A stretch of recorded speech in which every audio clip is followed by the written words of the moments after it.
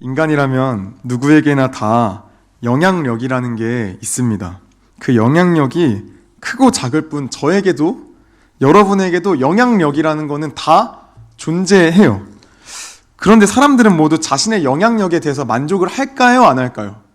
만족을 보통 되게 안 합니다. 영향력이 지금보다 내가 가지고 있는 영향력이 좀 더 세지기를 원해요. 많은 청소년들이 인스타그램에 게시글을 올리고 댓글에 수많은 해시태그를 남깁니다. 선팔하면 마팔, 좋아요 반사, 좋아요 늘리기 등, F4F, 뭔 뜻인지 모르겠는데, 아무튼 그런 게 많죠. 왜 갖가지 해시태그를 복사해서 굳이 게시글 댓글이나 그런 데 올릴까요? 오늘날로 이야기하자면, 다 그런 건 아니겠지만, 줄곧 영향력이 있는 인플루언서가 되고 싶으니까 그렇게 해시태그를 달달이 달고 합니다. 인스타그램 인플루언서가 되면 수많은 팔로워들이 나를 인정해 주는 것 같고 여러 가지 협찬도 들어올 것 같고 친구들에게 팔로워 숫자를 자랑할 수 있으니 인플루언서가 되고 싶죠. 제가 아는 제가 아는 좀 친한 형도 한 팔로워 수가 2,000명 정도인데 협찬이 엄청 들어오더라고요. 맨날 광고글 이러면서 올라오더라고요. 협찬이 굉장히 많이 들어옵니다. 인스타를 예로 드니까 공감이 엄청 확대진 않죠? 왜냐면 여기 있는 분들은 이거에 해당이 잘 안 되니까요. 그죠? 그럼 좀 다른 예를 들어볼게요. 이런 토론 주제를 이따 생각해 볼게요. 코딱지를 파는데 무슨 손가락으로 파는 게 좋을까요? 라는 토론 주제가 있다고 가정을 해볼게요. 가정이에요. 자, 이 토론으로 이 주제로 토론을 하는데 토론자가 백석대학교 신학과에 재학 중인 송요섭 군과 서울대학교 기계공학부에 재학 중인 나 문과군이 이제 토론을 시작할 겁니다. 여러분 솔직하게 이야기해서 학연, 지연 이런 거 다 빼서 시작 전부터 누가 더 말이 믿음직스러울 것 같나요? 누구의 말이 믿음직스러울 것 같나요? 아멘! 그죠? 백석대학교 천안의 글로벌 리더 대학교 네, 기독교 답입니다. 네, 많이 PPL 아닙니다. 네, 아무튼 다시 돌아와서 솔직하게 이야기하면 서울대가 좀 더 믿음직스럽죠. 그죠? 서울대성이 이상한 논리로 주장을 해도 굉장히 뭔가 있어 보이는 것 같고 지적여 보이고 그럴 거예요. 실제로 최근에 유튜브에 어떤 한 영상이 올라왔는데 거기에 한 명은 서울대고 나머지 4명은 서울대가 아닌데 서울대인 척하는 이제 영상이 있어요. 어몽어스처럼 이렇게 맞추는 건데 거기서 이제 실제로 토론 주제가 이거였어요. 코딱지를 파는데 무슨 손가락으로 파는 게 좋을까요? 근데 이제 진짜 서울대생이 이거에 대해서 이야기를 하는데 그 사람이 이제 서울대생으로 이제 확정이 지어지는 상황에서 토론을 한 거라서 분명히 제가 봤을 땐 약간 근거가 그렇게 와 대박이다 이런 정도 아니거든요. 근데 인터뷰에서 와 서울대생은 다르다. 와 진짜 냉철하다. 이런 게 있더라고요. 서울대생이라면 뭔가 왜 이런 걸까요? 왜 뭔가 있어 보이는 것 같고 왜 그런 걸까요? 이게 바로 사실 서울대의 영향력입니다. 이것도 세상 사람들에게 서울대생의 한마디는 굉장히 무겁고 중압감이 있고 설득력이 있어요. 그걸 서울대라는 네임드가 그다음 타이틀이 보장을 해주거든요. 이러니까 많은 사람들이 지금보다 영향력이 세지기를 원하는 거예요. 그런데 영향력이 크다라는 건 그만큼의 위험도 같이 동반이 돼요. 위험도. 오늘날의 영향력이 있다는 수많은 정치, 연예, 유튜버들이 한 번의 행실을 잠깐 삐끗해가지고 얼마나 많은 논란이 일고 심한 사회에서 매장이 돼버립니까? 영향력과 그에 따른 책임의 크기는 비례해요. 영향력이 클수록 그에 따른 책임은 더 무거워져요. 대통령이 실수한 거랑 제가 실수한 거랑 이게 같을까요? 이게 다르죠. 대통령이 실수하면 다음날 아침에 뉴스 기사에 이제 쫙 뜰 겁니다. 제가 실수하면 저만 알 겁니다. 달라요. 무게감이 완전 달라요. 잠깐 오늘의 본문으로 가서 오늘의 본문 말씀을 보면 오늘의 본문이 시죠. 시편이니까 시예요. 시. 근데 어떤 시냐면 왕을 위한 기도 시예요. 왕을 위한 기도. 왜 왕을 위해 여러분 기도할까요? 왜요? 방금 이야기했던 것들을 생각해 보면은 이 왕은 고대에서 영향력이 가장 강했기 때문에 왕을 위해서 기도를 하는 거예요. 이걸 이야기하라고 앞에 좀 이야기를 길게 했는데, 우리가 역사만 살짝 봐도 알 수 있듯이 어느 나라든 어떤 왕이 다스리냐에 따라서 나라가 확 달라져요. 선한 왕이 나라를 다스릴 땐 나라가 부국강병을 이루어요. 굉장히 막 튼튼해지고 뭔가 막 잘 살아져요. 그런데 반면에 폭군이 백성들은 신경도 안 쓰고 자신의 안위만 챙기면 백성들은 진짜 죽어나가는 거예요. 그때부터. 고대 사회에서 이 왕의 역할은 이렇게 너무나도 중요했어요. 그래서 오늘의 본문 말씀에서 왕을 위해 기도하는 시가 나온 거죠. 그렇다면 시인은 왕을 위해서 무엇을 기도한 걸까요? 무엇을? 본문을 함께 좀 살펴보도록 하겠습니다. 1절부터 4절 말씀을 우리 좀 다시 한번 읽어봤으면 좋겠습니다. 72장 1절부터 4절까지 다시 한번 읽어보겠습니다. 시작! 1절과 2절의 말씀에서 시인은 하나님께 왕에게 주의 공의와 정의를 부여하여서 그것을 가지고 백성을 다스리게 해달라고 기도하고 있는 그런 장면이에요. 여러분, 시인은 왕이 가난한 백성을 다스리는 것에 지금 초점을 두고 있죠. 지금 말씀을 보시면은, 그죠? 그런데 이게 잘 생각해보면 좀 납득이 되지 않는 그런 구절이에요. 왜냐하면 실질적으로 여러분 나라를 이끌어 가는 데 있어서 필요한 이는 누굴까요? 부유한 백성이죠. 나라를 이끌어가는 데 있어서 첫 번째로 필요한 건 삼성의 자본, 뭐 LG, 뭐 CJ, 카카오 이런 자본이 뭔가 있어야 좀 좋죠. 그죠? 아니면은 좀 잘난 사람, 특출나게 잘난 사람, 뭐 프로그래밍을 완전 잘하고 뭔가를 특출나게 잘해야 되는 사람이 나라를 이끌어갈 수 있죠. 상식적으로 생각하면. 그죠? 그런 사람들을 왕이 잘 챙겨줘야 하는 게 우리의 지극적인 일반적인 상식인데, 나라를 다스리는데 그렇게 해야 부족함이 없고 흔들림이 없을 텐데 시인은 지금 왕이 가난한 자를 다스리는데 주목을 하고 있습니다.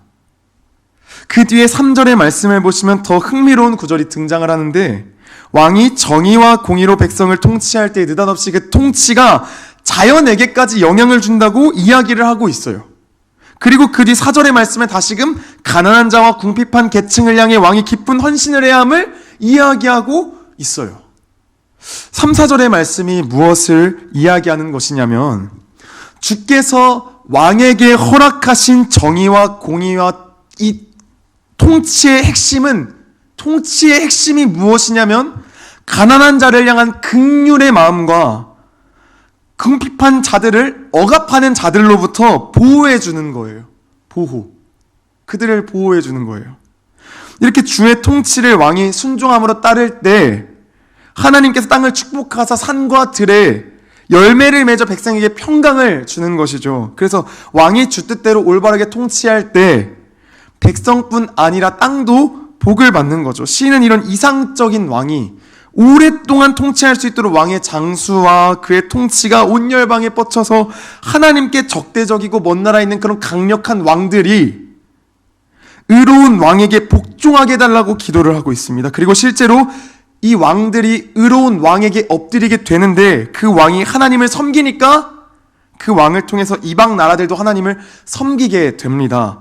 온 열방이 그를 통해 주께 나아오는 것이죠. 본문 12절부터 14절 말씀을 좀 읽어보겠습니다. 12절부터 14절 말씀 함께 있습니다. 시작! 그는 궁핍한 자가 부르짖을 때 건지며 도움이 없는 가난한 자도 건지며, 그는 가난한 자와 궁핍한 자를 불쌍히 여기며 궁핍한 자의 생명을 구원하며 그들의 생명을 압박과 강포에서 구원하리니 그들의 피가 그의 눈앞에서 존귀의 여김을 받으리로다. 아멘. 다시금 시는 지금 어떻게 하고 있죠? 가난하고 궁핍한 백성들에게 눈길을 돌리고 있어요. 그런데 이전보다 조금 더 자세하게 지금 기술이 되어 있어요.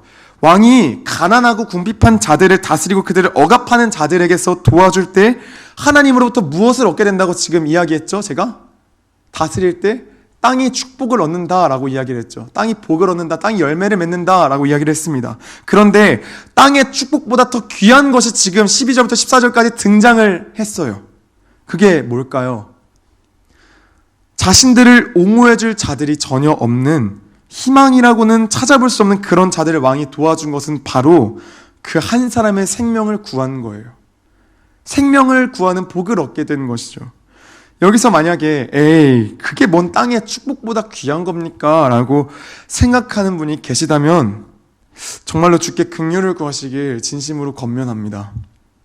땅의 축복과는 비교할 수 없는 가치 있는 일을 하게 되는 거예요. 생명을 구하는 일이에요. 땅의 축복과는 비교할 수 없는 참된 복인 것이죠. 16절부터 17절까지 말씀 좀 읽어보겠습니다. 함께 읽습니다. 시작. 산 꼭대기의 땅에도 곡식이 풍성하고 그것의 열매가 레바논같이 흔들리며 성에 있는 자가 땅의 풀같이 왕성하리로다. 그의 이름이 영구하며 그의 이름이 해와같이 장구하리로다.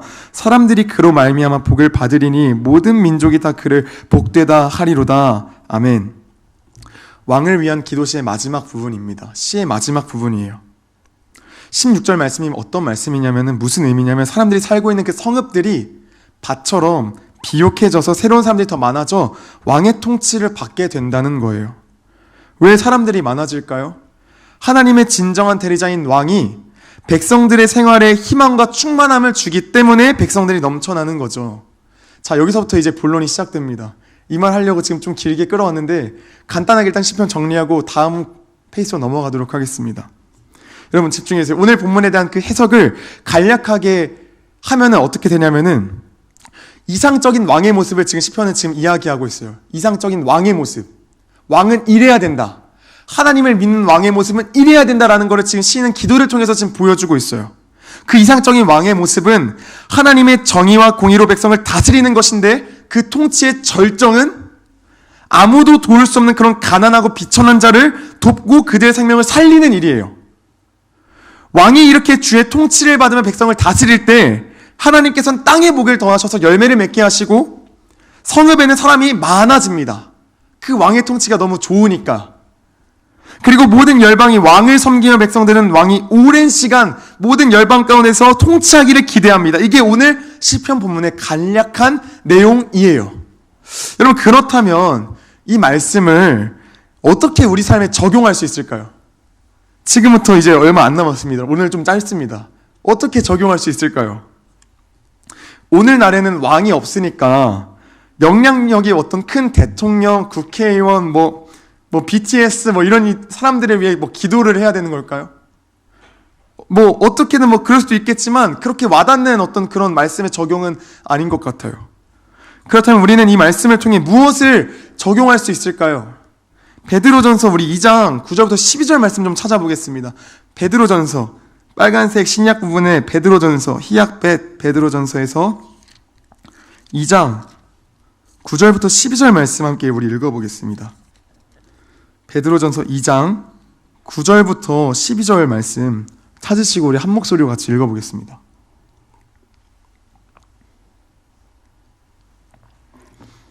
혹시 찾으셨나요?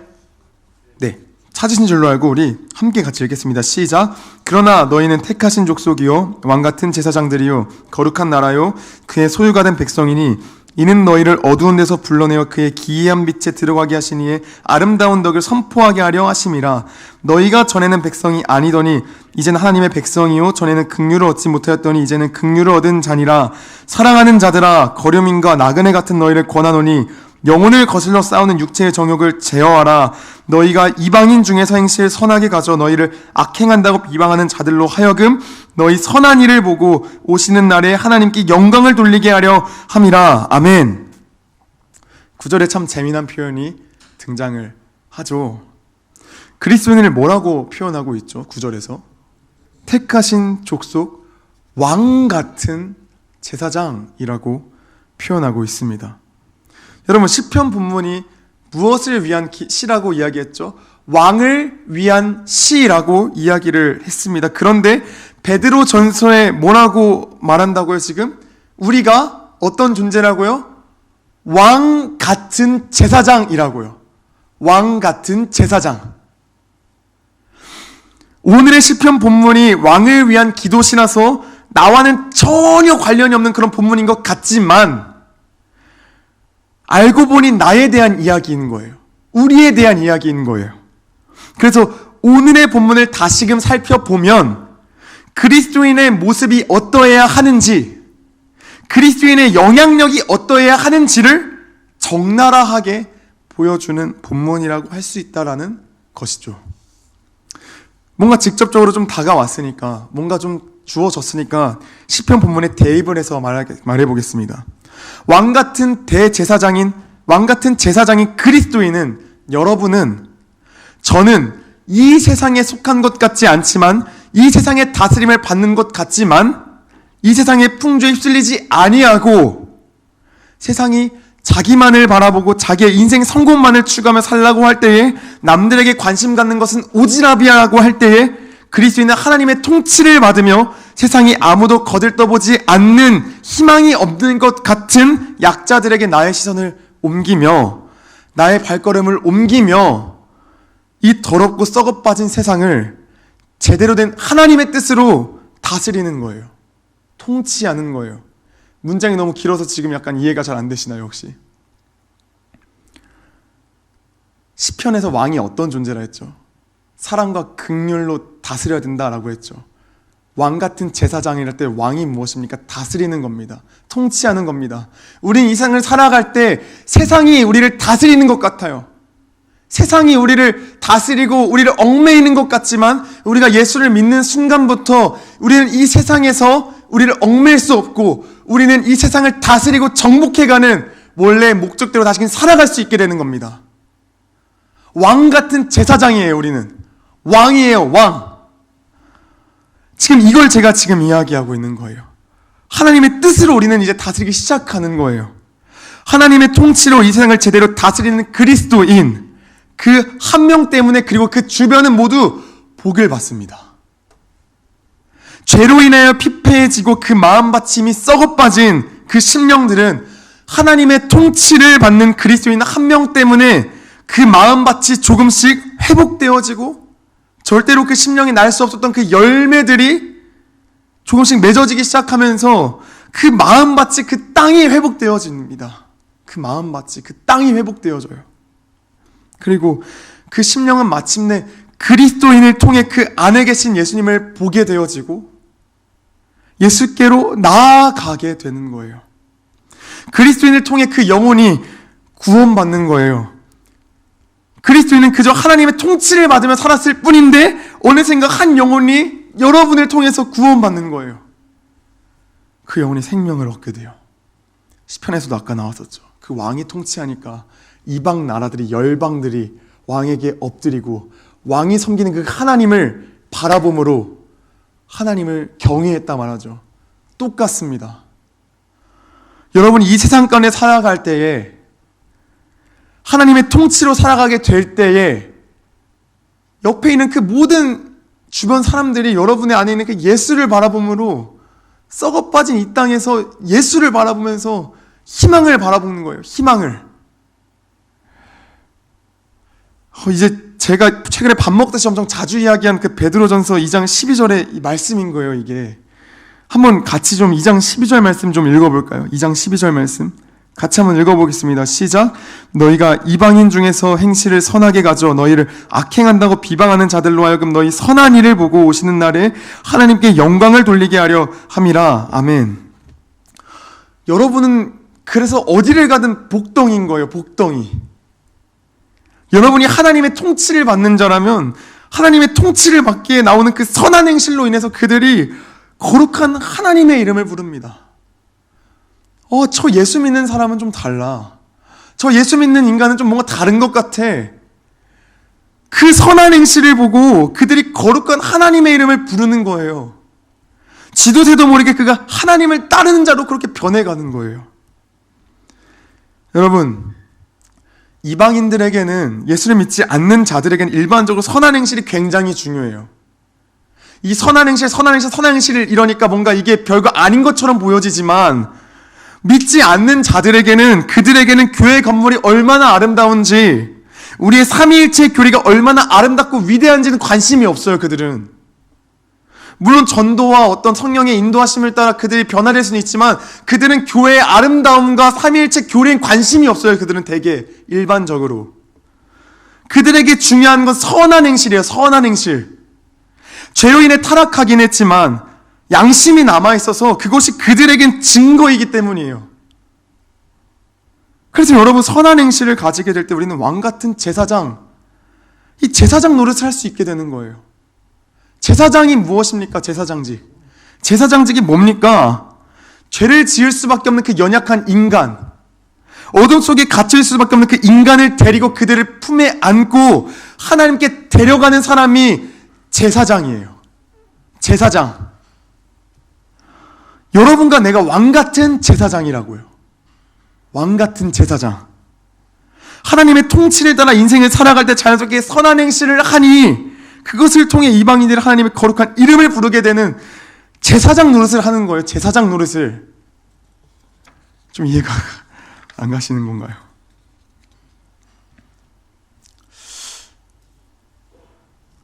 사랑하는 여러분, 서론에서 영향력에 대해 제가 이야기했을 때 그 영향력을 좋게 이야기하진 않았죠. 부정적으로 좀 이야기했죠. 근데 그래서 그리스도인과 영향력은 부정적인 이 관계처럼 몰고 갔지만, 죄송하지만 그리스도인은 영향력이 강해야 합니다. 그리스도인 영향력이 정말 강해야 합니다. 어떤 높은 권력을 향해 달려가라는 그런 이야기가 아니에요. 오해하지 마세요.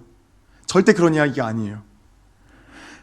그리스도인은 하나님의 통치를 받으며 살아갈 때 그 주변에 미치는 영향력이 강하다는 걸 이야기하는 거예요. 강하다는 걸. 남들은 거들떠 보지도 않는 그 사람을 여러분이 도와주면 반드시 주변에서 강한 반응이 올 겁니다. 긍정적인 반응이 오든 부정적인 반응이어도 어떤 반응이 올 거예요. 예수를 믿는 자는, 진정으로 하나님의 통치를 받는 자는 영향력이 약할 수가 없어요. 예수 믿는데 어떻게 영향력이 약해요? 강해요. 왕같은 제사장인 여러분, 부디 하나님의 공의와 정의로 하나님의 뜻으로 이 세상을 다스리며 살아갈 때 이웃을 사랑하며 살아갑시다.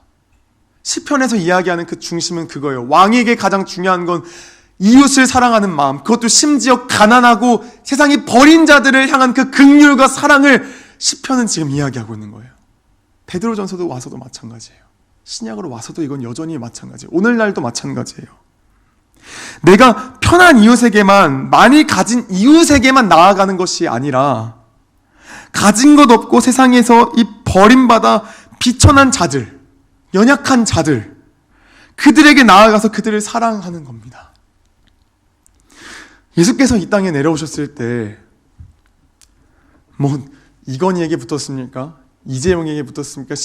저 신세계 회장에게 붙었습니까? 누구에게 붙었습니까? 세리와 죄인들에게 붙었습니다. 연약한 이들에게 붙었어요. 참으로 세상에서 별 볼 일 없고 그냥 소모품처럼 쓰이다 갈 인생들인 여러분과 저를 아무 조건 없이 사랑하신 것처럼 우리도 그저 사랑하는 거예요. 여러분, 9장, 여기 2장 9절의 말씀 보시면은, 베드로전서 2장 9절 말씀 보시면, 그러나 너희는 택하신 족속이요 라고 나오죠. 택하신 족속이요. 이게 왜 나오는지 아십니까? 이방인들이 성전 문화에 참여할 수 있었습니까? 없었습니다. 이렇게 네모난 성전이 있어요. 안에 이렇게 네모난 하나가 더 있어요.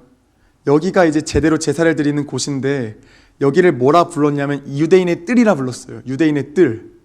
왜 유대인의 뜰이라 불렀냐면은 이방인은 여기 못 들어가요. 할례 증서 없으면 절대 못 들어가요. 이방인은 밖에 서서 이방인의 뜰에서 거기서 기도를 해야 돼요. 나아갈 수 없는 자들이었어요. 물론 이것이 하나님의 뜻을 왜곡한 바리새인과 사두개인들의 그런 잘못이었지만, 이방인들은 어쨌든 그런 존재였어요. 나아갈 수 없었어요, 하나님께. 그런데 지금 베드로 사도가 뭐라고 이야기합니까?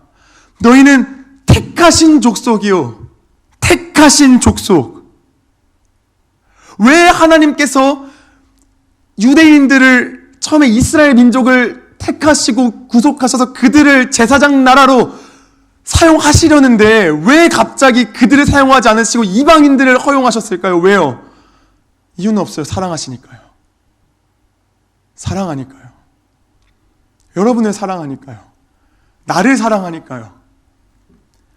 죽어 없어질 그런 여러분들 가운데 그냥 죽어 마땅히 없어져야만 그런 인간들을 하나님을 전할 통로로 여러분을 사용하신다라는 거예요. 사랑하니까 사랑하니까.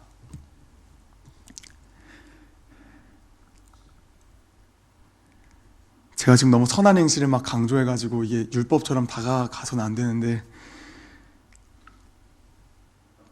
하나님을 사랑하면 율법은 따르게 됩니다. 왜냐하면 마음이 죽을 것 같거든요. 생각해 보세요. 제가 여기 앞에 나와서 여러분을 향해서 여러분 술 마시면 안 돼요 이런데 제가 밖에 나가서 술 마시고 다닐 수 있을까요? 그건 예수 믿는 인간이 아니죠. 제가 여기서 강대상에서 여러분에게 사랑을 외치는데 저기 제가 그 평일에 봉익 가가지고 사랑을 안 하면 어떻게 됩니까? 마음이 죽을 것 같아요. 진짜로 마음에 계속 찔림이 와요. 하나님을 사랑하는 자는 그 행함이 자연스럽게 나오는 거예요. 왜 맨날 왜 결론이 항상 이 행함과 믿음으로 끝나는지 모르겠는데 항상 이래요. 여러분, 하나님을 사랑하면 그 행함은 자연스럽게 나오게 돼 있어요. 근데 왜 하나님을 사랑하는 어떤 노력이 우리에게 있어야죠. 그 노력이 좀 있어야죠. 말씀을 사모하고 기도하시고 왜 안 주시면은 시험 때 그 주셨던 그 감격을 안 주시면 하나님께 따지고 달려들어서 하나님 그 은혜를 나에게 더하여 주세요. 좀 느끼게 해주세요. 맛보게 해주세요. 어떤 그런 애절함과 간절함이 좀 있어야 하는데 그 간절함과 애절함으로부터 하나님을 사랑하는 그 마음, 그것으로부터 시작됩니다. 행함은, 선한 행실은, 왕같은 제사장은 거기서부터 시작됩니다. 선한 행실을 하려고 하는 게 아니라 하나님을 사랑함으로 제사장이 돼가는 거예요. 어쩔 수 없이. 여러분은 어쩔 수 없이 제사장이에요. 여러분은 어쩔 수 없이 왕같은 제사장이에요. 여러분은 저 썩어 빠질 세상 가운데서 썩어 없어지지 아니하는, 쇠하지 아니하는 그 하나님의 나라를 유업으로 받은 자들이기 때문에 이 땅을, 이 세상을 나그네와 같이 살아감으로 담대히 나아가는 겁니다. 기억하셨으면 좋겠습니다. 처음부터 잘 되지 않을 거예요. 그럼에도 지난주 설교했던 것처럼 참으시고 인내하시고 끝까지 주께 붙어 있으면서 사랑을 연습하여서 생명을 구하는 자로 살아갔으면 좋겠습니다. 어디를 가든 교회에 와서 잠깐 생명 구하는 자처럼 살아가는 것이 아니라, 잠깐 깔짝하는 것이 아니라, 직장 가서도 길거리를 가는 와중에도 생명을 구하는 자로, 이웃을 긍휼을 베푸는 자로, 거기에 선행되어서 하나님을 사랑하는 자로 살아가기를, 그리고 온 열방과 온 세계 곳곳에 주의 선한 영향력과 주의 통치를 마음껏 펼치는 저와 여러분 되기를 주의 이름으로 소원합니다.